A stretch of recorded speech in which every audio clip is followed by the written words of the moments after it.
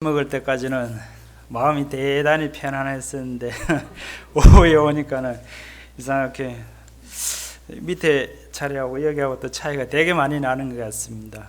그때도 또 앞에 카메라까지 또 설치를 해놓고 하니까 되게 좀 두렵고 떨리는 그런 마음이 생기고, 또 저는 영화 목사님께서 처음에 이제 목사 안수 받으시고 이렇게 나와서 말씀을 전가하실 때 처음에 되게 어색하고 한 그런 것들 우리 다 모두가 느꼈었는데, 시간이 지나고 또 자꾸 이렇게 거듭되고 연단되어지고 또 이렇게 하면서 오늘 말씀 들을 때 여러분 어떠셨는지 모르겠는데 저는 되게 편안하게 예배를 이렇게 드렸습니다.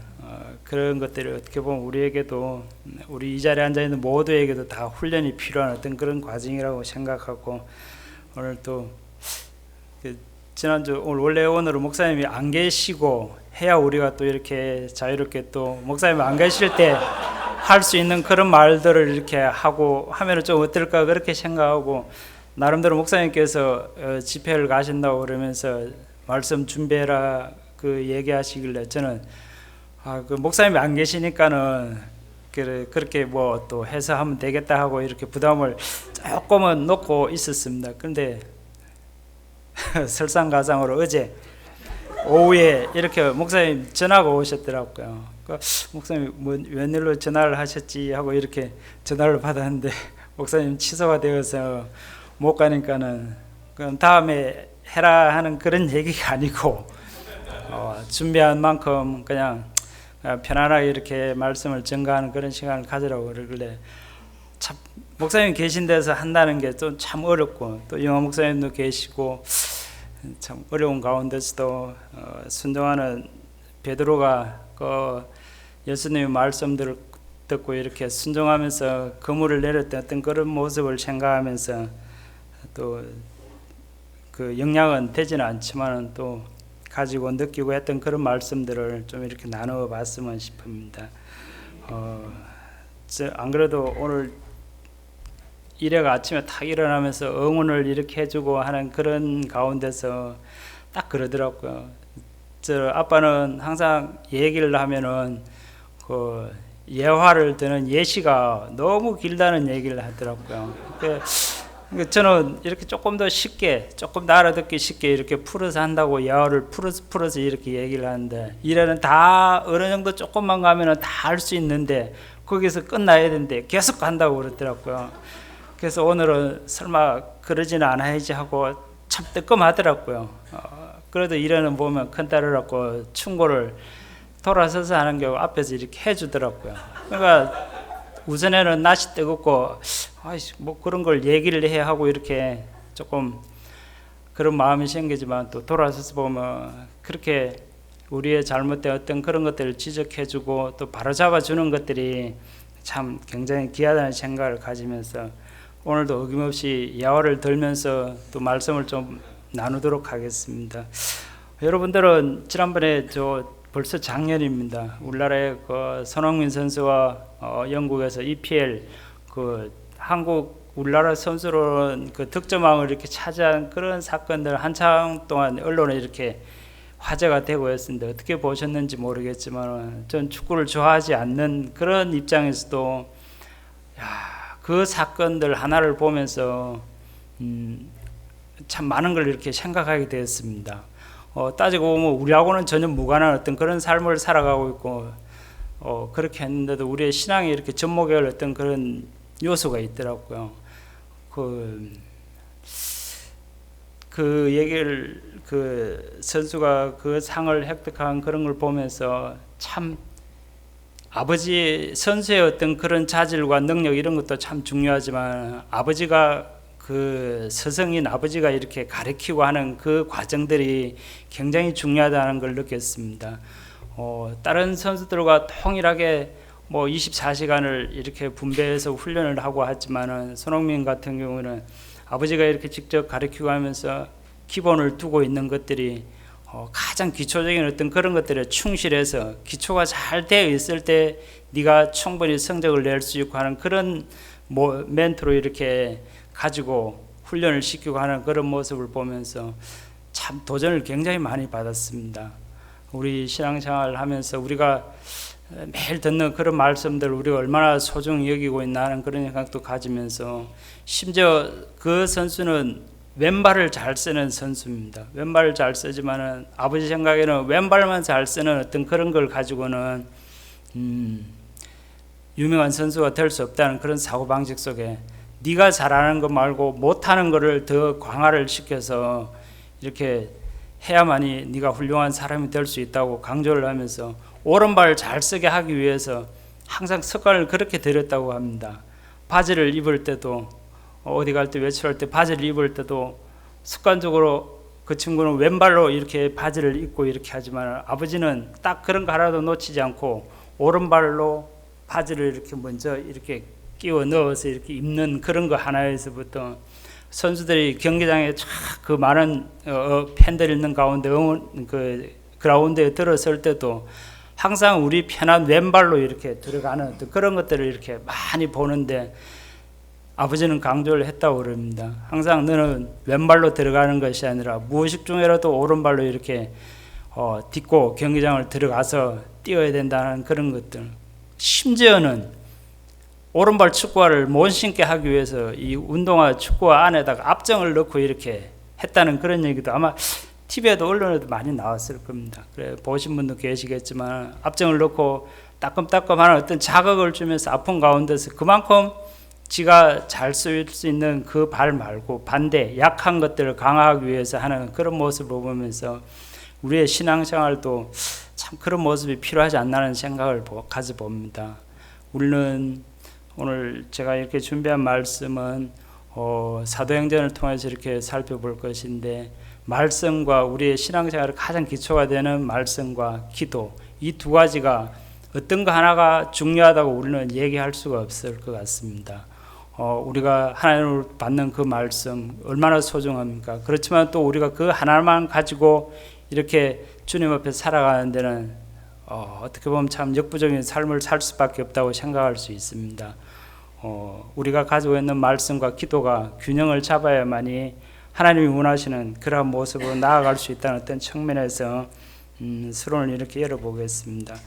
오늘 본문 말씀은 사도행전, 우리가 잘 알고 있는 사도행전 2장 말씀입니다. 사도행전 2장 1절에서 2절 말씀을 찾아서 한번 짧은 구절 한번 읽어보도록 하겠습니다.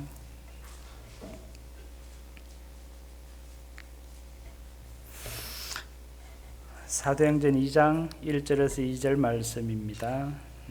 다 찾으신 줄 알고 같이 읽도록 하겠습니다.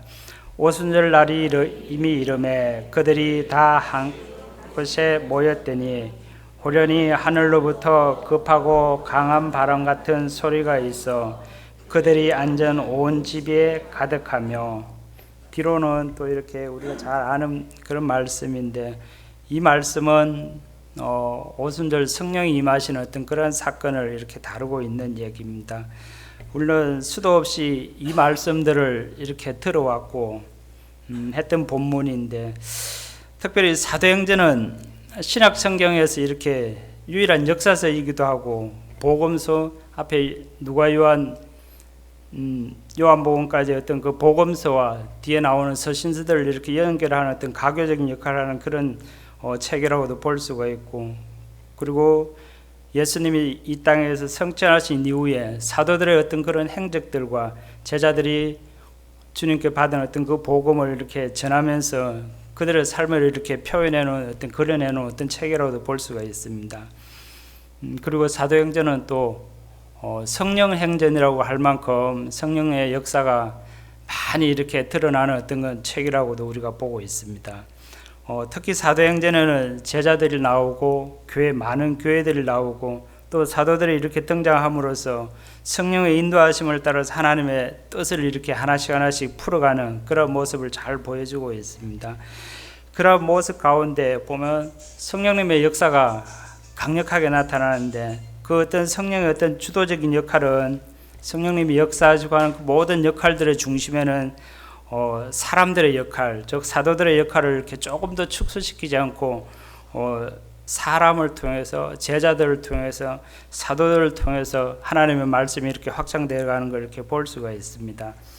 사도행전 1장 8절에 아시는 말씀, 하나님의 말씀이 이렇게 선포되어지고 예루살렘과 온 유대와 사마리아 땅끝까지 하나님의 이렇게 복음이 전해지는 그런 얘기를 하고 있습니다.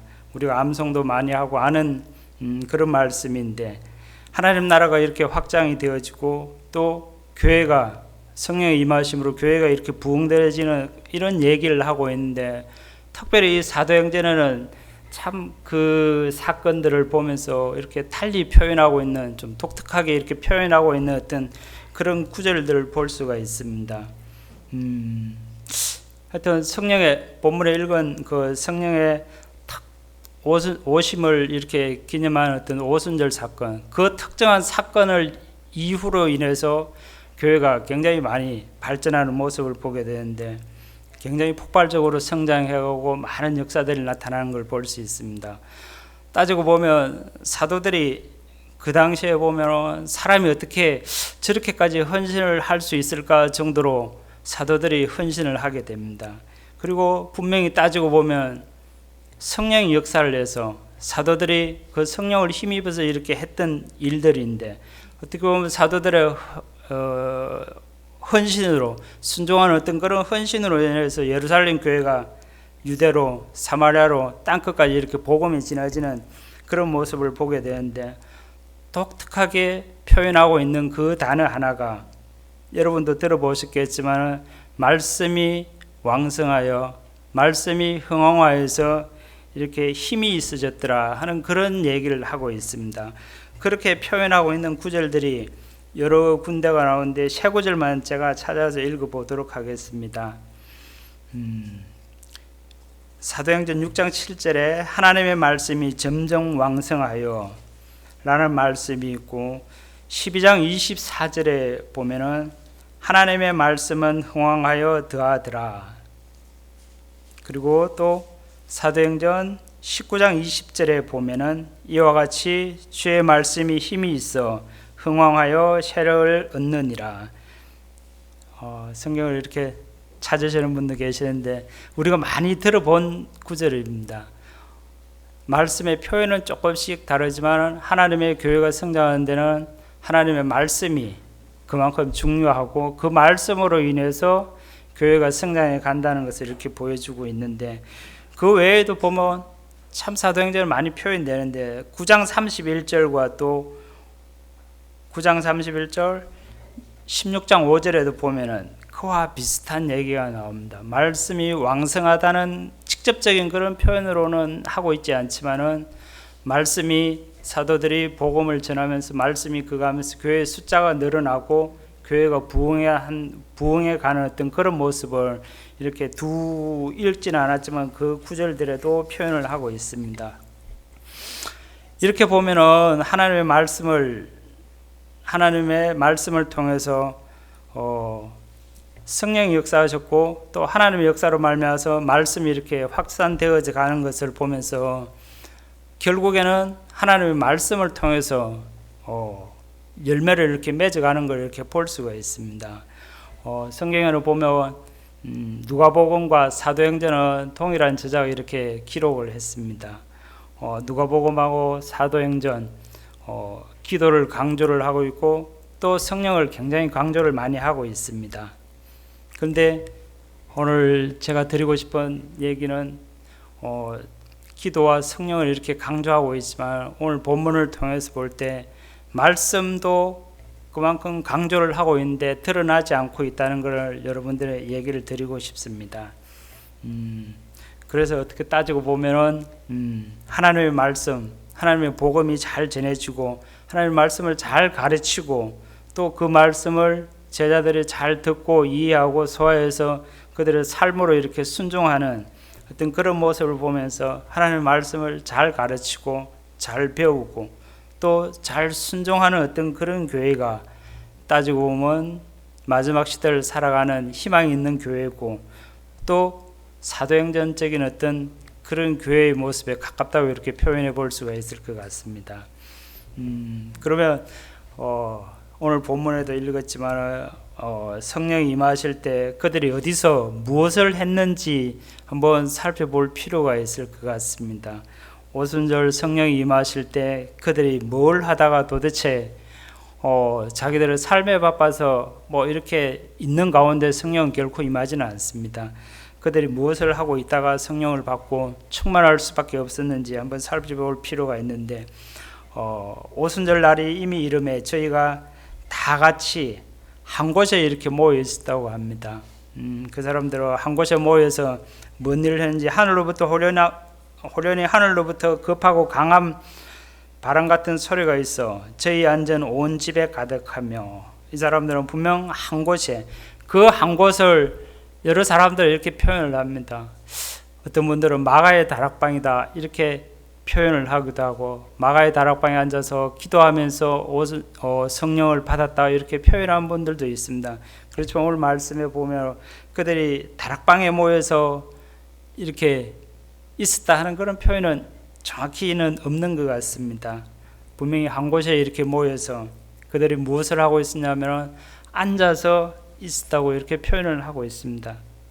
2절에 보면 앉아 있었다고 그러는데, 참 그 두 단어를 통해서 우리는 그 사람들이 뭘 하고 있을까 자꾸 이렇게 생각을 하는데, 그들은 말씀을 받고 있었고 말씀을 배우고 있었고 말씀을 가르치고 있었다고 저는 생각을 합니다.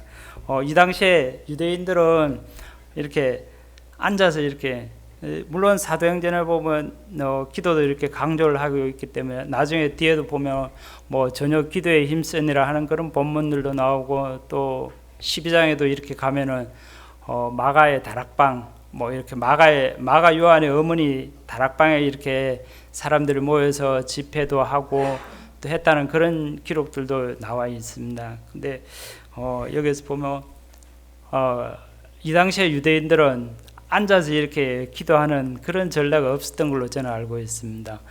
유대인들이 항상 기도를 하고 할 때 이렇게 보면, 우리가 그 가끔 TV 같은 데도 보면 그 통곡의 벽 같은 거 이렇게 비춰주고 할 때도 보면 그 사람들은 손을 들고 벽을 막 기대서 이렇게 기도하고 하는 그런 모습들을 보는데, 이 당시에도 보면 앉아서 한 곳에 모여서 분명히 앉아 있었다고 그러는데, 앉아서는 뭘 하겠습니까? 이 사람들은 그 당시 상황으로 봐서는 기도하면서 앉아 있었다고 저는 보지는 않는 것 같습니다.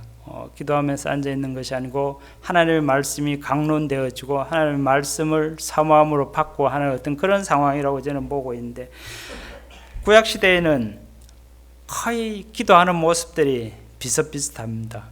지금은 우리는 그때 구약 시대도 없었고 유래에도 없었던 기도를 우리는 지금도 많이 하는데, 우리는 누워서도 기도를 하고 뭐 운전하면서도 기도를 하고 이렇게 하는 기도의 모습들인데, 이거는 참 무시로 깨어서 기도하는 어떤 그런 기도의 모습이 아닌가 하는 생각을 하는데, 구약 시대에는 뭐 모세라든지 다윗이라든지 솔로몬, 많은 이런 분들의 어떤 기도의 모습을 보면은 다 찾아서 볼 수는 없고, 모세 같은 거 엎드려서 기도를 하고 또 손을 들고 이렇게 기도를 하고, 또 다윗이 기도하는 어떤 그런 모습들을 성경을 통해서 보면 무릎을 꿇고 앉아서 이렇게 그냥 퍼질고 앉아서가 아니고 이렇게 무릎을 꿇고 기도를 하다가 힘들면 이렇게 앉을 수 있는 어떤 그런 상황인데, 손을 지켜들고 그리고 하늘을 우러러 보면서 두 팔 들고 이렇게 펴서 이렇게 기도하는 그런 모습들로 구약에는 이렇게 많이 보여주고 있습니다. 초대교회의 어떤 그런 모습들도 보면 무릎을 꿇고 손을 들어서 이렇게 기도하는 모습들이 전례적인 어떤 그런 보편적인 모습이라고 볼 수 있습니다. 오전에 보면 영화 목사님이 이 말씀은 목사님 안 계실 때 해야 되는데 하면서 그런 얘기들을 하셨는데, 계시든 안 계시든 어떤 말씀이 이렇게 선포되어지고 전해지고 하는 게 짜고 치는 그거 아니고 있는 그대로 하는 그게 참 우리의 모습이 돼야 될 것 같습니다. 이렇게 보면 원래는 이 시간에 목사님이 집회를 인도하고 계시는데, 거기 가서도 우리는 분명히 어떤 말씀을 전가하고 계실 거라는 거 우리는 알고 있을 겁니다. 가서도 교회의 어떤 전체적인 어떤 그런 상황을 또 캐치해서 교회의 어떤 필요한 말씀을 주시고자 하겠지만 그 말씀의 핵심은 십자가의 복음이라고 저는 생각합니다. 영화 목사님도 오전에 목사님이 가지고 계신 그것들이 참 귀하다고 뭐 자녀라서 이렇게 표현하는 것이 아니라고 표현을 했는데, 따지고 보면 저도 고백하기를 목사님이 깨닫고 한 이 복음들이 참 귀하고 소중하다는 것들을 이렇게 많이 느끼면서도 경상도 사람들은 표현을 잘 못하는 것 같습니다. 좋다 좋다 이렇게 하는데, 목사님 가서 포항에 가서도 지금 이 시간에 원래는 하나님의 말씀을 이렇게 십자가의 복음으로 이렇게 중심으로 풀어서 교회에 적응시키고 하는 어떤 그런 말씀을 하는데, 우리가 수없이 들어왔던 이 십자가의 복음이 이렇게 열매를 맺어가기 위해서는 우리가 순종하고 그 말씀을 가지고 이렇게 나갈 때 순종하는 어떤 그런 모습들을 통해서 우리가 세워져 갈 수 있고, 또 교회가 바른 모습을 이렇게 가질 수 있다고 이렇게 생각을 합니다. 그리고 나중에 저 뒤쪽으로 가면 기도에 대해서 얘기를 할 텐데, 앞에 구약의 많은 분들 살펴본 어떤 기도하는 어떤 모습들 우리가 익히 알고 있습니다. 우리는 알고 있지만은, 저도 실제로 기도하고 할 때 손을 들고 기도를 한다든지 참 하는 것들을 의식하고, 그 손을 이렇게 자연스럽게 모아서 이렇게 기도하는 이런 모습들로 거치고 있는데, 우리가 하는 어떤 기도의 그런 모습들이 조금은 우리의 의식을 깨고 자유롭게 할 수 있는 그런 기도의 삶이 이어졌으면 좋겠다는 생각이 듭니다. 아마 모교 금요 기도회 같은 경우도 참 어떨 때는 목사님이 이렇게 주시는 말씀 붙잡고 너무 마음이 아프니까 이렇게 차분히 기도하는 분들도 계시고 하지만, 어떨 때는 우리가 손을 들고 자유롭게 이렇게 표현하면서 기도하는 어떤 그런 모습들이 우리에게도 필요할 것 같습니다. 그리고 또 이제 새로 시작된 어떤 올해부터 가지고 있는 기간별로 한 달에 한 번씩 우리 각 기간별로 가지고 말씀을 나누고 하는 이런 것들을 통해서 우리가 알고 있고 또 정리가 안 되어지고 또 표현이 안 되어지고 하는 그런 어떤 목사님 정하시는 어떤 그 복음들이 그 모임을 통해서 이렇게 자꾸 확산되어지는, 자꾸 이렇게 폭이 넓어져가는 어떤 그런 시간들이 꼭 됐으면 좋겠다는 마음을 가져봅니다. 그리고 두 번째로 저는 이제 그 누가복음을 이렇게 보면 참 기도를 강조하고 있다고 앞에도 얘기했는데, 누가복음을 중심으로 해서 기도에 대한 어떤 그런 부분들을 한번 또 살펴보고자 합니다. 우리가 다 알고 있다시피 예수님은 조용한 곳, 한적한 곳 이런 곳에서 기도하는 어떤 습관을 가지고 계셨습니다. 습관이라고 했는데, 습관은 이제 몸에 완전히 배했을 때 이렇게 자연스럽게 드러나는 게 습관이라고 할 수 있는데, 우리가 가질 수 있는 습관은 최소 석 달은 돼야 그게 우리 몸에 이제 이렇게 체득이 돼가지고 자연스럽게 이렇게 드러난다고 합니다. 우리가 하는 기도의 어떤 예수님께서 하셨던 어떤 기도의 습관을 조차 우리에게도 그런 좋은 습관들이 있으면 좋을 것 같습니다. 자꾸 빠지면 안 된다. 아까 점심 먹을 때 제가 지금 안경을 쓰고 있는데 이렇게 말씀을 정리해가지고 그냥 보려고 그러니까 글자가 안 보입니다. 글자가 안 보이고 그래서 오늘 제 안경을 이렇게 비싼 안경인데 맞춰놓고 너무 불편해서 쓰지를 못하고 있었습니다. 근데 지금 쓰니까 글자가 너무 선명하게 보이고 또 앞도 이렇게 훤히 보입니다. 아까 점심 때 김한희 집사님하고 우스갯소리로 그랬는데, 밥 먹는데도 잘 보이냐니까 잘 보인답니다. 그래야 그게 안 보여서 참 불편하다고 그런 얘기하면서, 이 안경을 석 달만 쓰면은 안 쓰고 있은 게 참 어색할 정도로 습관이 되는데, 알면서도 그게 참 안 되는데, 우리의 기도의 어떤 습관들이 이렇게 자리 잡기 위해서는 참 인내가 필요한 것 같습니다. 그 예수님께서 예루살렘에 아까 입성하기 전에 이렇게 중간중간 그 예수님의 어떤 사역 가운데 항상 중간중간 짬이 나면은 이렇게 수시로 기도하는 모습을 우리는 누가복음을 이렇게 쭉 통해서 이렇게 보면 찾아볼 수가 있습니다. 누가복음은 다른 복음서와는 다르게 이렇게 예수님이 이렇게 기도하는 모습을 굉장히 많이 표현을 해놨습니다. 다음에 혹시 성경 읽으실 때 그런 관점을 한번 읽어보시길 바랍니다. 왜 이것도 예수님이 기도하는 모습을 표현을 해놨구나, 읽으면서 이렇게 한번 체크를 한번 해보시면 좋을 것 같은데, 물론 다른 복음서에도 예수님이 기도하시고 하는 모습들이 많이 언급이 되어 있는데, 마태복음에는 거의 한 번 정도 이렇게 기록을 해놨다고 그러고, 또 마가복음에는 2번, 그리고 기도를 강조하는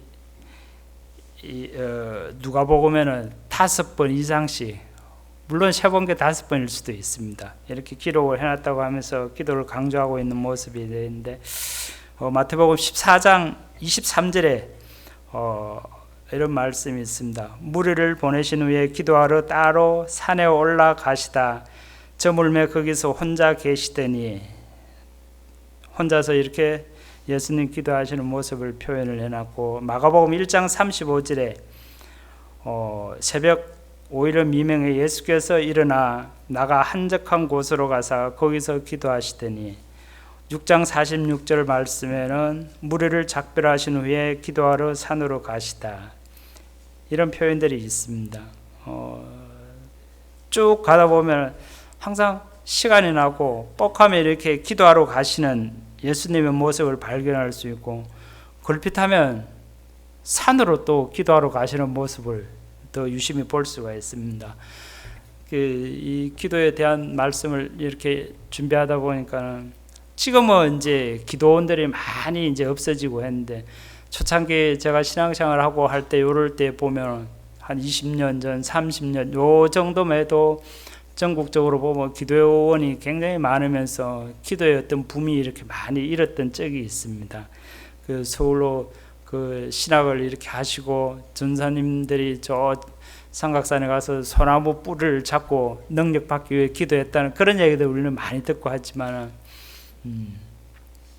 기도원들이 활성화되고 했는데 지금은 많이 이제 쇠퇴가 돼가지고 이제 간간히 이렇게 기도원들이 운영되고 있는 그런 모습을 보고, 또 저희들도 처음에 교회를 시작했을 때 어려운 상황 가운데에서 읍내에서 이렇게 2층에 교회가 있다 보니까 그래도 기도를 해야 되니까 이렇게 문을 열어놓고 막 할 수가 없다 보니까는 그때 요 수양관으로 올라와서 비료포대 하나씩 들고 이렇게 가서 계곡으로 가서 기도하고 또 떨어져서 이렇게 자유롭게 기도했던 그 모습이 생각이 나더라고요.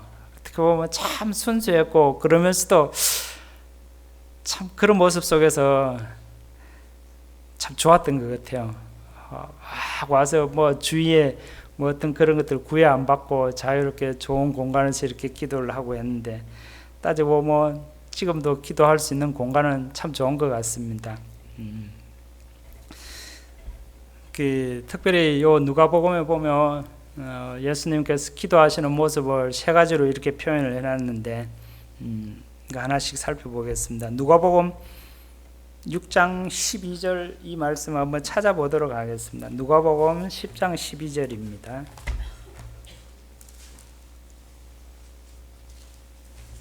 누가복음 10장 12절, 6장 12절.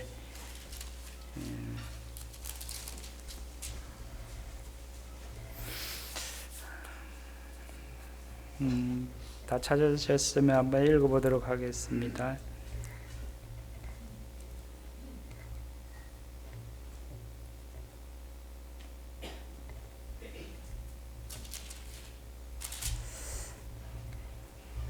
같이 읽겠습니다. 이때에 예수께서 기도하러 산으로 가사 밤이 새도록 하나님께 기도하고, 12절까지만 읽겠습니다. 이 말씀에 보면 이때에 예수께서 기도하러 산으로 가서 밤이 새도록 기도하셨다는 말씀인데, 이때가 어떤 때냐 하면은 그 12절 위에 보면 파란 글자로 이렇게 색인으로 이렇게 되어 있는데, 12제자를 사도로 이를 택하시는 어떤 그런 때를 이때라고 이렇게 표현을 해놨는데, 이때가 사람을 세울 때 특별히 예수님께서 제자들을 세우고 하는 중요한 때에 항상 기도로 가시는 그 모습을 이렇게 표현을 해놓은 것 같습니다.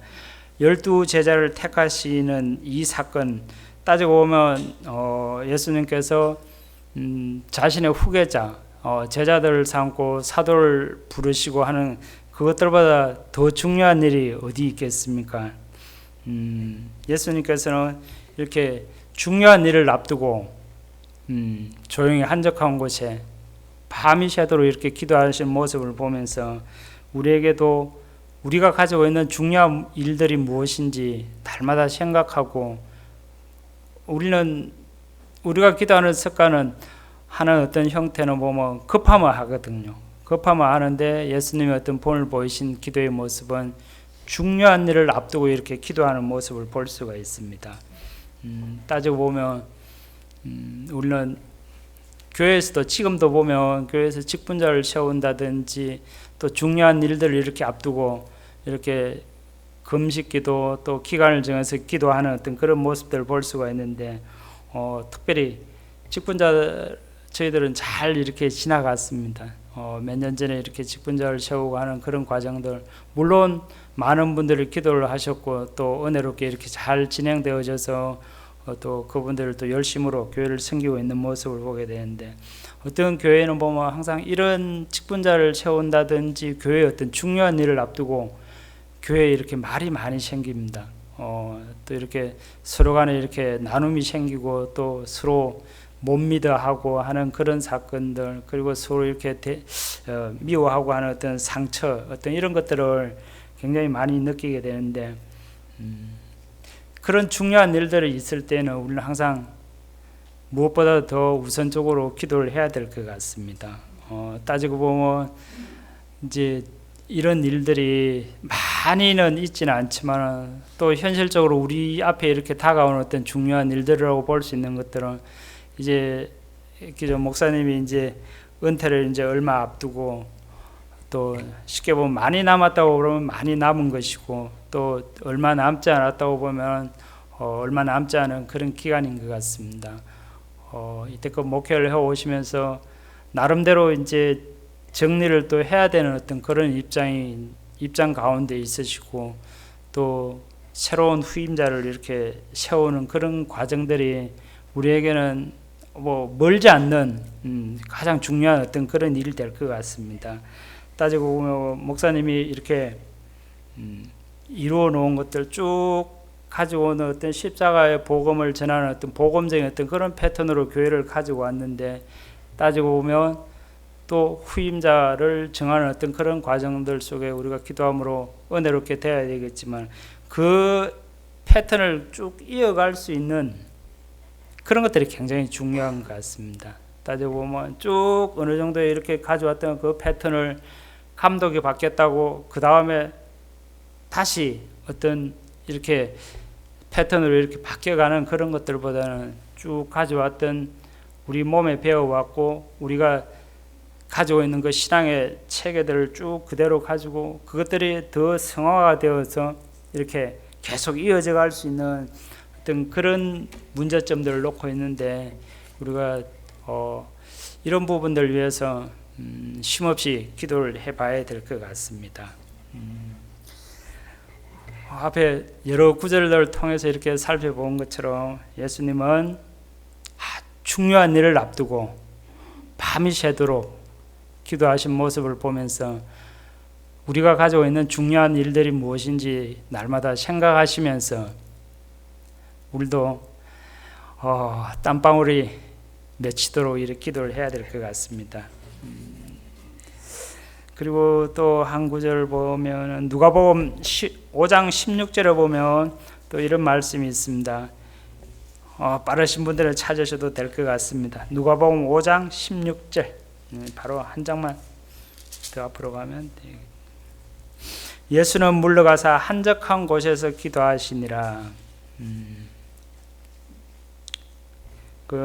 이 말씀 위에 보면 한 단락 위에 보면 12절에 위에 보면 나병 환자를 깨끗게 이래 하시다 하는 그런 말로 이렇게 표현을 해놨는데 15절에 보면은 또 그런 말씀이 있습니다. 예수의 소문이 더욱 퍼짐에 허다한 무리가 말씀을 듣고 자기도 자기 병도 나음을 얻고자 하여 모여오더니, 이 말씀은 예수께서 많은 병자를 이렇게 고치시는 어떤 기적을 행하시고 병자들을 고치시고 하는 어떤 그런 사역 속에서 일어나는 어떤 그런 과정인 것 같습니다.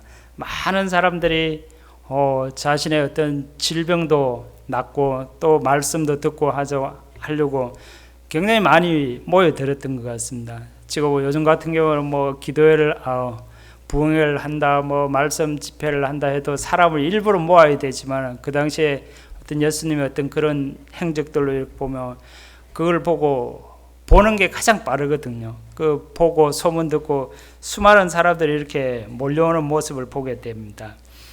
그리고 누가복음 8장 18절에도 보면 예수께서 따로 기도하실 때에 제자들이 주와 함께 있더니 물어 가라사대 무리가 나를 누구라 하더냐.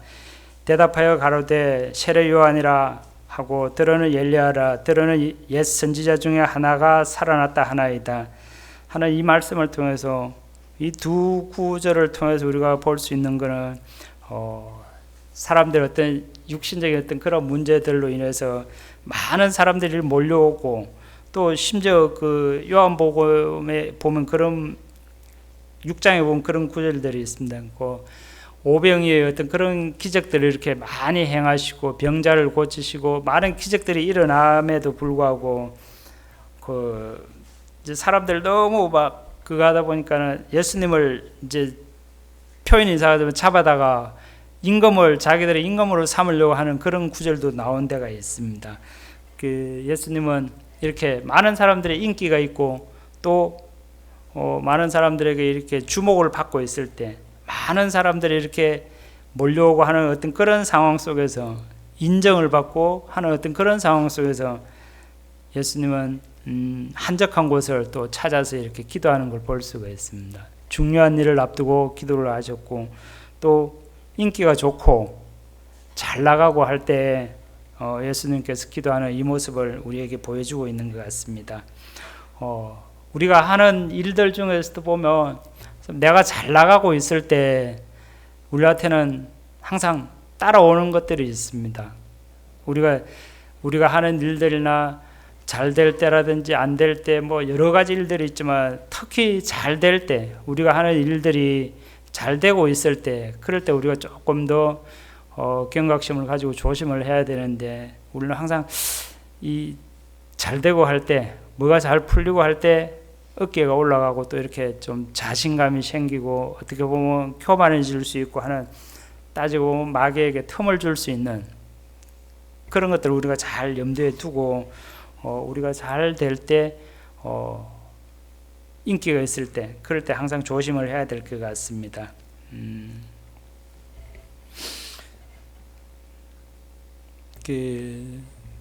오래전에 들은 제가 좋아했던 어떤 가스펠송 가수가 있습니다. 지금도 가끔 이제 그런 테이프가 찾기가 힘이 들어서 유튜브로 이렇게 통해서 그 곡을 듣고 하는데, 그분들이 몇십 년 전에 한참 잘 나가고 할 때 그분들은 찬양 콘서트 같은 것들이 되게 많았습니다. 지금은 이제 많이 바뀌어서 그런 문화는 적지만은, 찬양 콘서트를 가스펠 가수들이 이렇게 그걸 한 번씩 다니면서 막 하다 보면은 제가 좋아했던 그 가수는 항상 그 집회 찬양 콘서트가 잘 끝나고 나면은 항상 기도원을 갔다 하는 그런 얘기를 이렇게 책을 통해서 듣고 했는데, 그때는 잘 몰랐습니다. 왜 기도원을 가는 분위기라서 가는갑다 하는 그런 생각을 했지만은, 물론 그 찬양 사역자 하는 그런 분들은 그 찬양 초청을 받아서 콘서트를 하기 전에는 항상 앞서서 연습을 해야 되고 또 리허설도 해야 되고, 그런 것들 때문에 앞서서 기도는 많이는 못하지만은 끝나고 나서는 항상 자신들의 어떤 삶을 돌아보면서 콘서트를 평가도 하고 하면서 기도원을 가신다는 얘기를 들으면서 왜 그랬을까 하는 생각을 한번 해보니까 개인적으로 그런 생각이 들더라고요.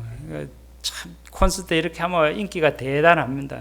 대단하고 지금도 조용필이나 이런 분들 뭐 많은 가수들이 콘서트 하면 어마어마한 사람들이 모여서 그거 하는데 그런 콘서트가 인기 있게 잘 끝나고 나면 그 혼란스러운 어떤 그런 속에서 그 인기에 그거에 도취되어서 자신들이 어떤 하나님과의 어떤 그런 관계들, 어떤 일이 잘 풀리고 어떤 성과가 나는 그런 걸로 만족하고 또 그 과정에 하나님을 놓치는 어떤 그런 부분들이 있지 않을까 싶어서 항상 자신을 점검하고 하는 그런 의미에서 기도원을 찾았다 하는 그런 얘기를 읽은 적이 있습니다.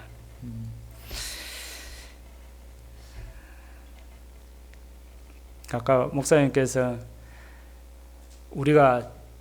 우리의 믿음이 빨리 성장하지 않는다고 해서 조급하지 말라, 또 지금 늦다고 해서 급하게 빨리 앞서가는 사람을 부러워하지도 말라 하는 그런 얘기들을 언뜻 표현을 했는데 저는 그 말씀을 들으면서 참 동감을 했습니다.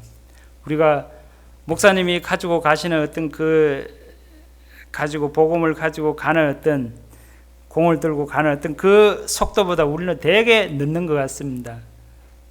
그 사이에 보면 갭이 많이 생기다 보니까는 목사님 입장에서는 좀 안타까운 그런 것들이 있고 또 질책도 하시고 조금 더 빨리 성장을 해서 하는 어떤 그런 마음들을 우리가 엿볼 수 있는데 따지고 보면 그 왜 그런가 이렇게 오늘 생각을 해보니까 큰 이유는 없는 것 같습니다. 목사님은 분명한 것을 보아서 분명한 것을 보고 전력 질주를 하니까는 저만큼 가 있는 것이고 우리는 그만큼 긴급한 어떤 그런 것들이 없다 보니까 목표의식이 뚜렷하지 않다 보니까는 천천히 갑니다. 천천히. 그 말을 들으면서 이 간격이 많이 안 벌어지게 최대한 좁혀서 이렇게 가야 되는데 하는 생각이 들면서 이러고 있을 때가 아니다 하는 제 자신의 어떤 그런 독촉을 해봅니다. 그리고 마지막으로 세 번째로 살펴볼 것은 예수님은 항상 고난 앞에서 어떤 어려움 앞에서 이렇게 기도하시는 모습을 볼 수가 있습니다. 누가복음 22장에 보면 감난산에 나가서 이렇게 기도하시는 모습이 있고 22장 39절에 46절에 그런 본문들이 있습니다.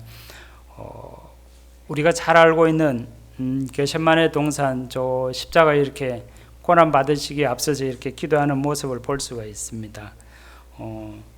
따지고 보면 예수님은 우리도 잘 알고 있는 어떤 기도의 내용이지만 예수님은 중요한 일을 앞두고 기도를 했고 그리고 또 사람들이 많이 몰려오고 또 병낫기를 구하고 어떤 그런 인기가 있고 잘 풀릴 때 그럴 때도 항상 깨어서 한적한 곳을 찾아 기도하셨고 또 일이 어렵고 안 풀리고 고난을 앞두고 십자가를 지하는 어떤 그런 상황에서도 이렇게 기도하는 모습을 보게 됩니다.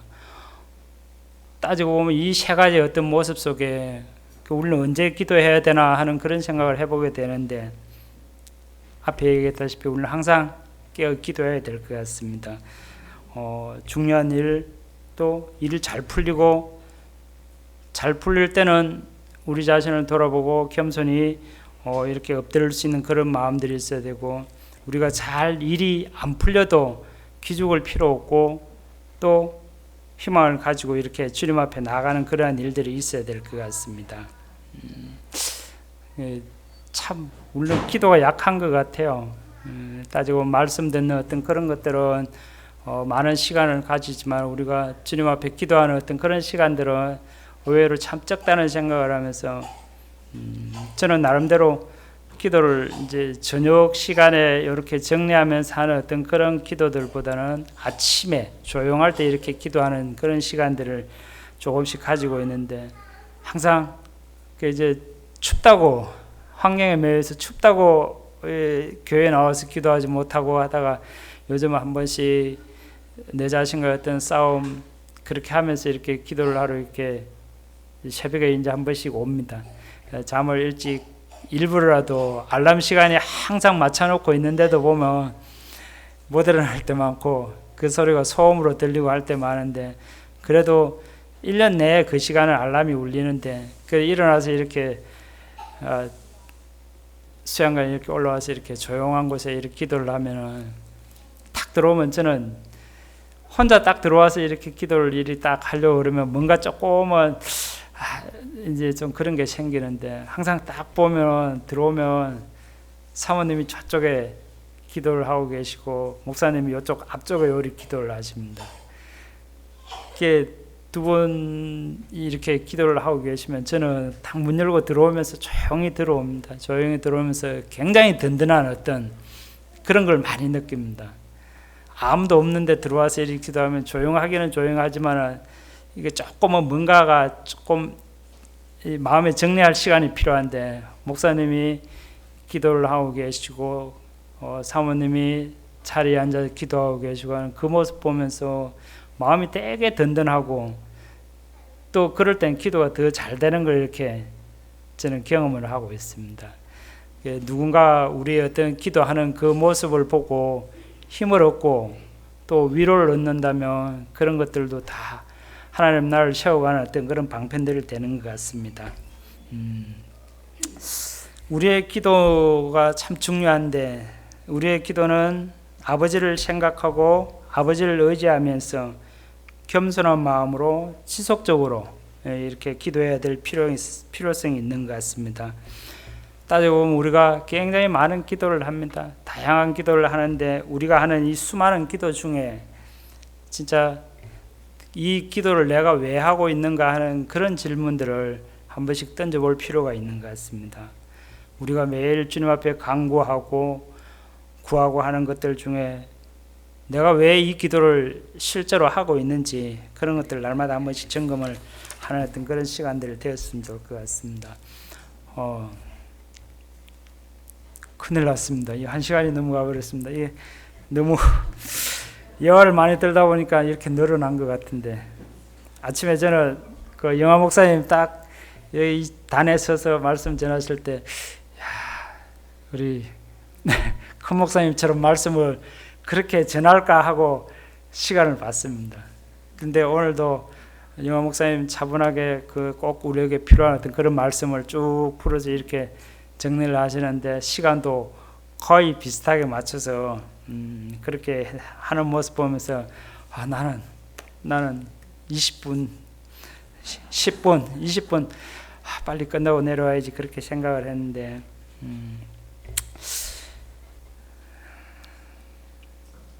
하여튼 우리는 하나님은 당신의 하나님의 말씀을 통해서 십자가의 복음을 우리에게 보여주고 계십니다. 우리에게 그만큼 말씀이 중요하고 영이요 생명이신 주님을 말씀을 통해서만이 우리가 알아갈 수가 있습니다. 그리고 하나님의 말씀을 가까이 하는 것이 또 하나님을 가까이 하는 우리의 삶일 것입니다. 따지고 보면 우리의 영적인 내비게이션이라고 이렇게 표현을 했는데, 우리의 영적 내비게이션이 잘 작동되고 있는지 날마다 한 번씩 점검을 해봐야 될 것 같습니다. 내비게이션 작동 제대로 안 하면 하루 종일 뺑바퀴 도는 그런 경우 생깁니다. 그리고 우리 다 한 사람의 어떤 개인의 어떤 그런 삶과 연관되어 있는 영적인 톱니들이 많이 있습니다. 우리에게는 소속된 지체들이 많이 있고, 그 지체들과의 어떤 영적인 톱니들이 큰 톱니, 작은 톱니, 많은 것들이 이렇게 조합되어서 돌아가는 어떤 교회 속에서 그런 것들이 얼마나 잘 조합되어서 돌아가는지, 그 수많은 톱니 돌아가는데 조그마한 뭔가 하나 이물질로 인해서 톱니 하나가 작은 톱니에 끼면은 이게 안 돌아가는 그런 걸 볼 수가 있습니다. 우리의 유기적인 어떤 그런 공동체를 만들어가는 그런 톱니들이 제대로 돌고 있는지, 기름은 채야 되는지 날마다 한번 점검하는 어떤 그런 시간이 되었으면 좋을 것 같습니다. 오늘 목사님 힘있게 강조하셨는데, 주님의 말씀에 대한 올바른 태도, 말씀이 아무리 좋고 해도 우리가 보이는 어떤 그 반응, 올바른 반응이 굉장히 중요할 것 같습니다.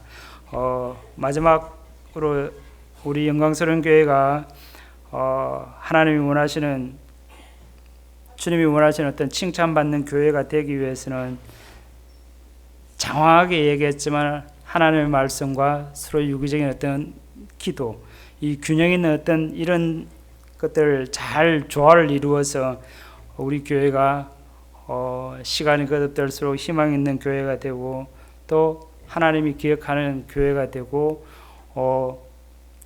계시록에 나오는 칭찬받는 어떤 그런 교회가 되어서 이렇게 세대를 이어갔으면 좋을 것 같습니다. 그리고 우리 모두가 협력하고 또 하나님의 말씀하는 어떤 그런 말씀에 순종하고 나아가는 어떤 그런 멋진 용사들 되시기를 바라면서 말씀을 마치겠습니다.